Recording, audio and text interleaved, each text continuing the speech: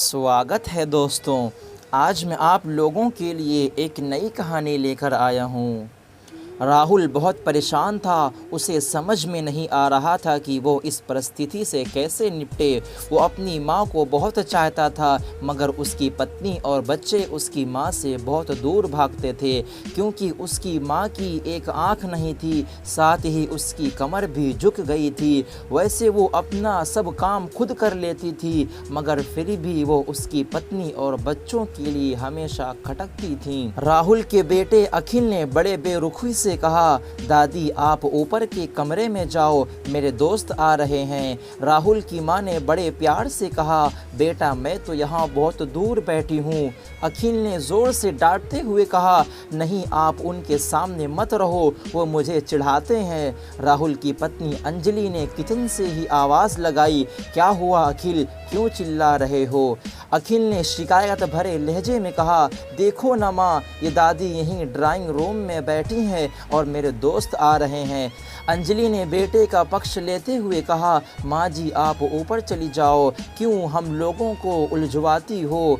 बेचारी राहुल की माँ सरोजनी चुपचाप उठकर जीने के सहारे ऊपर जाने लगी। कमर झुकी होने के कारण उन्हें ऊपर चढ़ने में बहुत परेशानी हो रही थी, मगर वो पूरी ताकत से ऊपर के एक कोने वाले कमरे में जाकर बैठ गईं।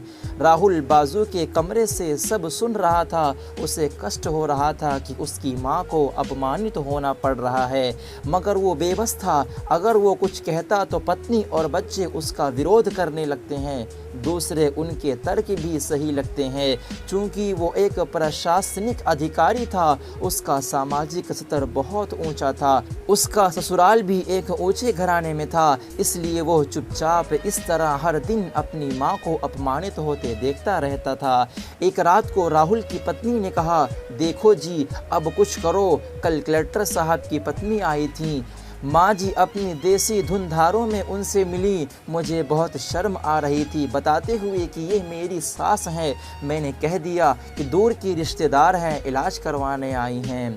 राहुल को रोना आ गया, मगर फिर भी वो चुप रहा। उसे समझ में नहीं आ रहा था कि वो क्या करे। अपने बेटे की मन स्थिति को सरोजनी अच्छी तरह से जानती थी और बेटे को कोई कष्ट न हो, इसलिए वो हर बात को चुपचाप सह लेती थी। राहुल बहुत उदास रहने लगा। एक तरफ परिवार और सामाजिक स्तर पर जीने की प्रतिबद्धता थी, तो दूसरी ओर माँ। आखिर माँ से अपने बेटे की हालत नहीं देखी गई।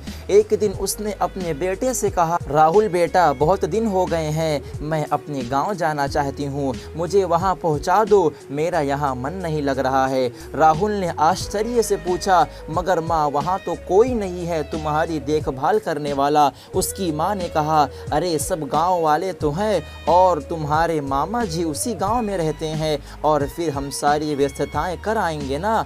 अंजलि को तो जैसे मन की मुराद मिल गई हो।